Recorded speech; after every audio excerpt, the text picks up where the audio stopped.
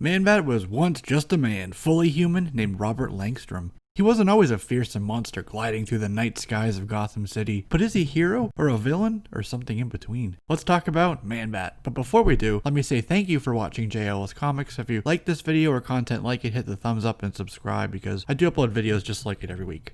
Okay, back to our story. Man-Bat made his debut in the summer of 1970 in the pages of Detective Comics issue 400, right as the weird, supernatural, occult, and quote-unquote real-world issues were finding their way back into comic book stories. At this time, Batman needed to keep up with the trends. At the end of the 1960s, the end of the Silver Age, Dick Grayson left for college and a newer, more emo Batman showed up, even as he abandoned the Batcave. Julius Schwartz, DC Comics editor, went to writer Frank Robbins and artist Neil Adams and Dick Giordano and said, hey, let's give Batman a new foe. We need to kickstart this franchise with something fresh. So Neil, Dick, and Frank set to work. Accounts vary, but Schwartz says he's the one who said, hey, let's reverse the words in Batman. Thus, Man-Bat was born. So Langstrom in this story they created debuted with Detective Comics issue 400 in the summer of 1970. Robert Kirk Langstrom was a zoologist working on experimental serums which would give humans sonar capabilities, just like bats, a cure for blindness, so to speak. One such experiment involved extracting glands from bats, and it worked, sure,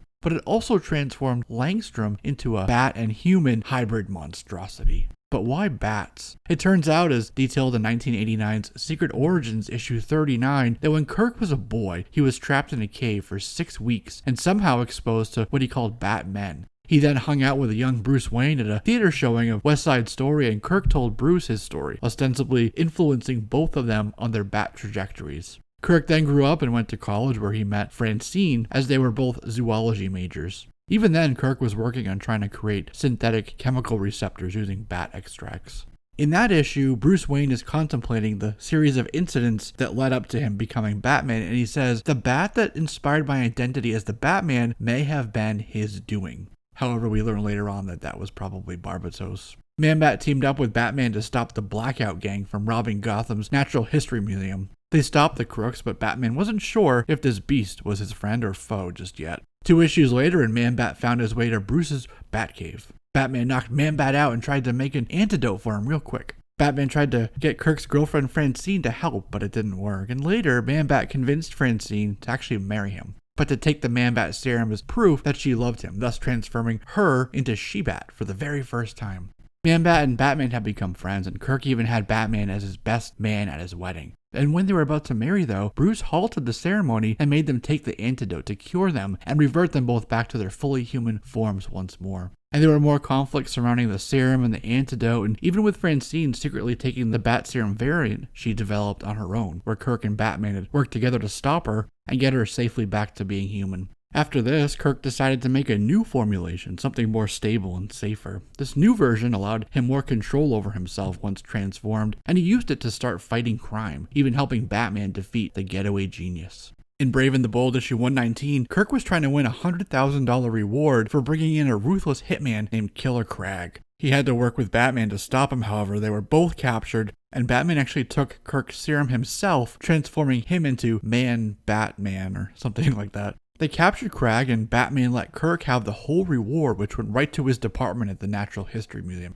So then Man-Bat got his own title at the start of 1976. DC Comics put Jerry Conway, Steve Ditko, and Al Milgrom on the book. The story opened with an evil sorcerer named Baron Time who was sacrificing humans to give to a demon, and he was using Francine as She-Bat to help him. After the Baron was defeated, they then went to Chicago so Francine could get a blood transfusion. This is when we also meet Kirk's sister Britt Langstrom while hosting a party for Kirk, welcoming him back home. Now we head to Detective Comics issue 458 and 459, where Britt discovered Kirk's secret. There, both Francine and Kirk had to stop a demon named Thanatogenos from turning them into gargoyles. In 1976, Man-Bat was featured in a release called Batman Power Record, which was a 20-page story and a 45 RPM record narrating the story pages. Continuity Associates, Neil Adams' company, did the art for it. In the story, Man-Bat saved Batman and Robin from a bank robber's sonic disruptor weapon, but as Batman regaled Robin with Man-Bat's origin, 2 bats swooped down and attacked him. It turns out that Francine had accidentally ingested the bat serum, and so Kirk had to take it too to find her. Man-Bat then got a run in a book called Batman Family, which found Kirk and Francine living in New York City. Kirk was fighting crime still and cashing in on the bounty that it provided. He turned his serum into a pill form, which allowed him to take it with him on the go. He also developed a brain transmission signal-powered device, which picked up on brain waves by criminals who desired to commit crimes, which Kirk was able to detect with his device. In issue 12 of Batman Family, Man-Bat was transformed into a were-jaguar. He fought with the Sunset Gang and a guy named Mr. O, who was an evil version of Alfred. In issue 17 of that series, Francine gave birth to their daughter Rebecca. So Kirk decided to retire to have a quote-unquote normal life, now that they had a baby, but Francine felt bad about this, so she started taking the Man-Bat pills herself. 2 issues later, Kirk decided to become Man-Bat once more, so she wouldn't have to. By the end of the story, Kirk teamed up with Barbara Gordon, Batgirl's old boyfriend Jason Bard, where they switched over to Detective Comics and started taking on new cases together. In Brave and the Bold issue 165, Kirk's daughter, who now had bat hearing for herself, was in a comatose state, so Kirk tried to steal some drugs to give her, but Batman stopped him. They all left Gotham at that point, and by DC Comics Presents issue 35, Rebecca was finally out of her catatonic state and fully healed. How? Well, Kirk broke into a Star Labs building in Metropolis to steal more stuff, but then Superman showed up with an alien device, which is what cured Rebecca. So all was right now, right? No, because Batman had stopped Kirk. Kirk now hated Batman. The Langstroms moved into a slum in Gotham's crime alley after his hatred overwhelmed him and he lost his job at the museum. This is when he basically overdosed on his own serum. Batman and Man-Bat ended up fighting, and it was in a cave where Rebecca was in danger. That was the thing that snapped Kirk out of his rage. In one issue, Kirk took the serum again. His mind went crazy and once again thought Rebecca was dead, so in retaliation, he kidnapped Jason Todd and attempted to turn him into a bat, but Batman changed him back to human just before he could. In 1988's 600th issue of Action Comics, John Byrne and Mike Mignola had Man-Bat helping out none other than Superman. Kryptonite radiation was bombarding the surface of the planet Earth, so Jimmy Olsen took him to a cave to hide out.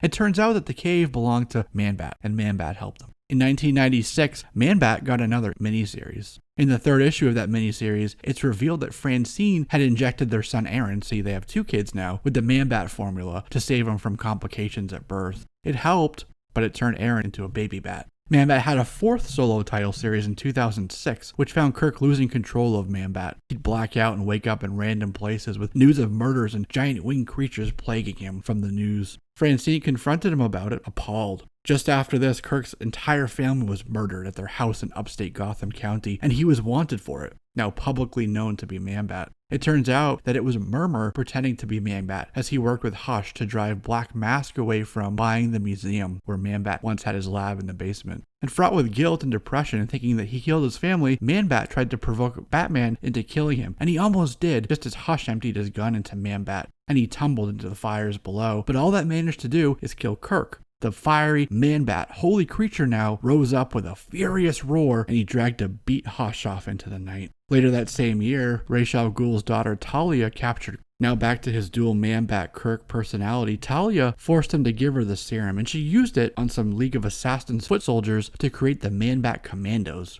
But this was changed for DC Comics' 2011 New 52 marketing campaign to where Talia had some of her assassins steal the serum from Kirk's lab, and she then used it to make the Man-Bat Commandos. During 2009's Battle for the Cowl story, where Batman went back in time and everyone thought he was dead, Dr. Phosphorus captured Francine, and it's then that Kirk discovers he no longer needs the serum to transform into Man-Bat, but upon realizing he could do this, he ran away, thinking this was too dangerous to expose those he cared about to. Then in Superman Batman issue 66, which is part of 2010's Blackest Night story arc, Francine has to tell Kirk that if he transforms again just one more time, that it will be his last transformation, as the change would be permanent. But she had made a cure for him to take.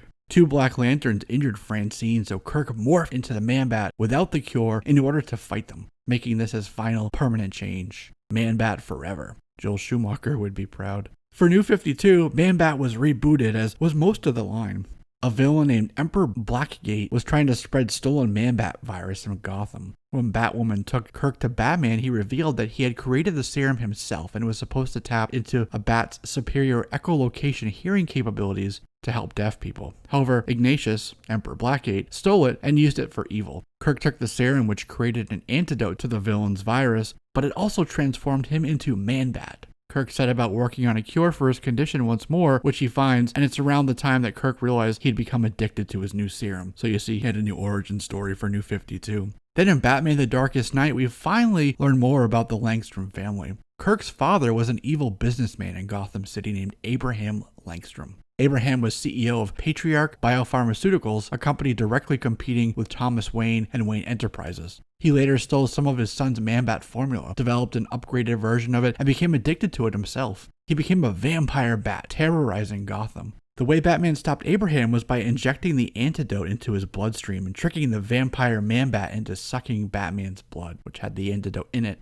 In an event called Forever Evil, Man-Bat was recruited to join the secret society of supervillains. Man-Bat teamed up with Scarecrow to steal some of the Court of Owls assassins from Blackgate Penitentiary that had been frozen. He sent an army of Man-Bats after Penguin and Bane, who were there in order to take the frozen Talons, the assassins. Still trying to overcome his addiction, Kirk became a biology teacher at Gotham Academy, and he was also part of a counter-terrorist task force known as SHADE. SHADE is the organization that deploys Frankenstein and the Creature Commandos. In later years, he helped them discover the slaughter of a Vanguard-class submarine's complement of seamen during the Otherkind invasion. It had pierced the ice of the Arctic Circle and lay still, a metal tomb for the dead. Man-Bat then showed up in DC Comics' next continuity reboot called Rebirth and a title called Doomsday Clock. In issue 11 of that series, Man-Bat teamed up with Black Adam. He also showed up in Harley Quinn's new book, where he actually turned Harley Quinn and Tony into Man-Bats. Man-Bat showed up also in a dream in October 2020's final issue of Harley Quinn, issue 75.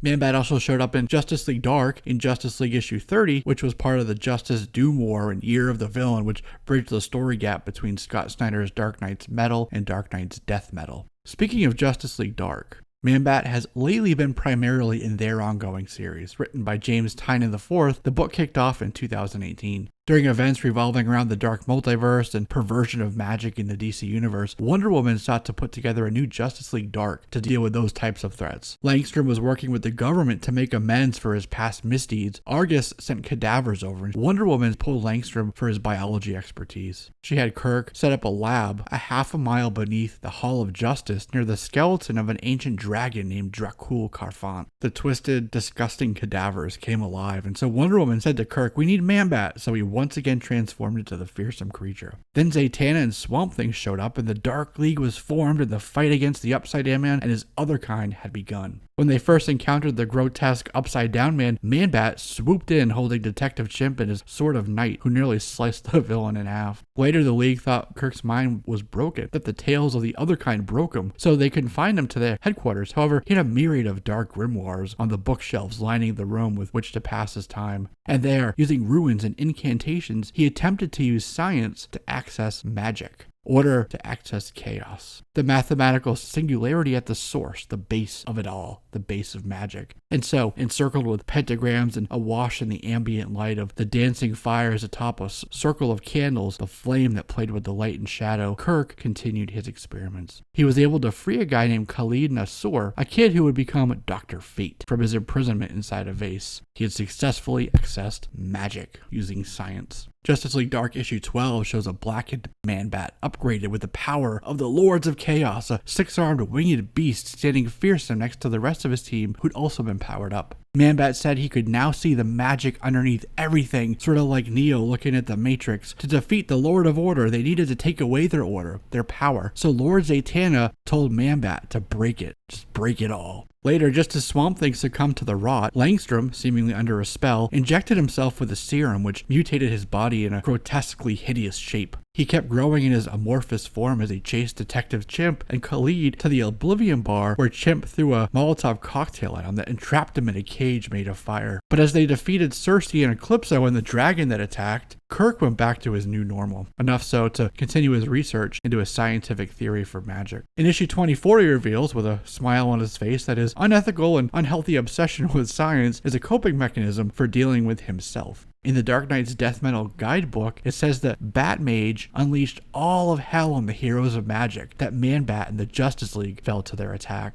He also got a big splash page in the landmark Detective Comics issue 1027 from September 2020, where Batman looked back on his rogues gallery and the troubled minds of great doctors who underwent physical and spiritual transformations to become people like Scarecrow and Man-Bat. And next, a 5-issue miniseries was slated for release in May 2020, but it was pulled as the global pandemic known as COVID-19 shut down production. It was, as they promised, not canceled, but would be resolicited at a later time. It's supposed to be about how Kirk has hit rock bottom and takes his anger out on Gotham City, and both Batman and the GCPD have to try to stop him. Both Mark Singer and Frank Welker lent their vocal talents to Man-Bat for Batman the Animated Series, where Kirk first appeared in an episode called On Leather Wings. Man-Bat was going to be in Joel Schumacher's unproduced third Batman film called Batman Unchained. However, he was switched out for Harley Quinn and Scarecrow. However, as you know, that film was never produced. It was canceled after the mess that was Schumacher's Batman and Robin was inflicted upon moviegoers. Yep, we almost had Nick Cage's Scarecrow and Courtney Love as Harley Quinn. Michael C. Hall voiced Man-Bat for Justice League Gods and Monsters, and there was a character named Tweaker in the third season of Fox's Gotham TV series, which was based on Man-Bat, but he was a very minor, brief appearance on the show. So where will Man-Bat turn up next? We'll be there wherever that may be. Until then, that's a wrap on this one, my friends. Thank you for watching, and don't forget to subscribe so you can be one of the first to know when I upload videos just like this each and every week. I'm Jesse, this is JLS Comics, and I'll see you soon.